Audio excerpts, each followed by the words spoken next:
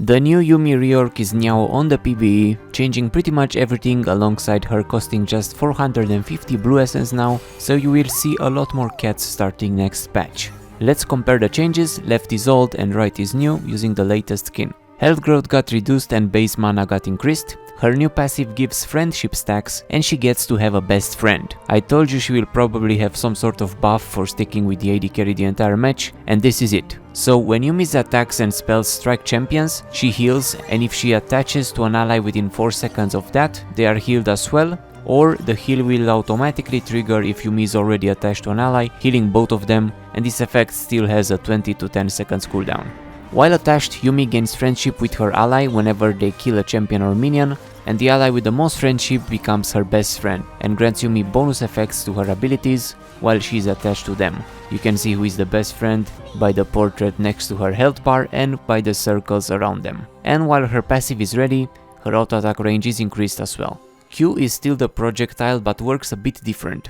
She can still move it if attached, and if attached to a best friend, the slow will be enchanted, and hitting an enemy champion also grants the best friend an on-hit damage bonus buff for 5 seconds, and this can be increased from her ally's crit chance. The missile is a bit smaller though, and it reveals targets hit now, but you can't control it all the way anymore. After it gets empowered, it speeds up and you can't move it anymore, but it has a longer range. W is similar, but she no longer grants adaptive force to herself and the ally, no longer counts as a positive boon for Summon Eerie, but while attached to her best friend, she gains an additional 10 to 20% heal and shield power based on the ally level, and her ally gains on-hit healing. E now shields instead of heals, but still grants attack speed and move speed too, and if attached, she restores mana to her ally, increased based on their missing mana. Finally, the old school Soraka healing with mana magic is back.